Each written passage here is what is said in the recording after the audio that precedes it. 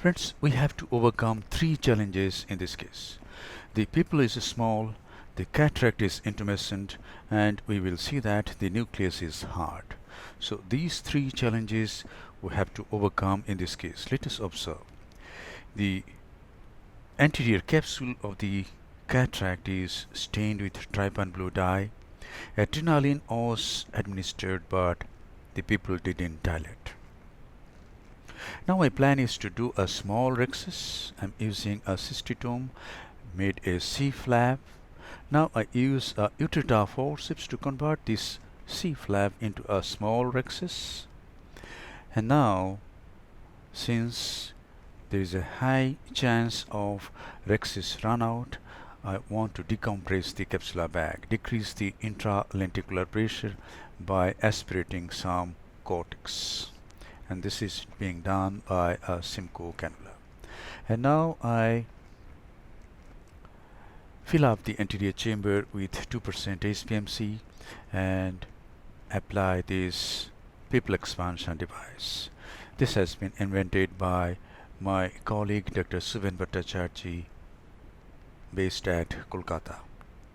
The leading flange is tucked under the iris by a B-hex forceps. This is a 23G B-hex forceps. The flange at around 1 o'clock is tucked going through the right side port, and the flange which is at around 10 o'clock is tucked going through the left side port.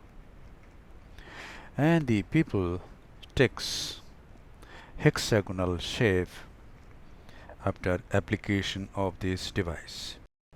And now a small nick is made at the margin of the rhexis, and then the Utrata forceps is used again to enlarge the rhexis into an optimum sized rhexis. In some areas I went behind the margin of the pupil to get a bit large rhexis because the nucleus is quite hard. The nucleus sclerosis in this case is about grade 4. Now again some visco, and now the tip of the phaco needle goes in. And watch this technique. This is submarine job which has been described by me in many instances.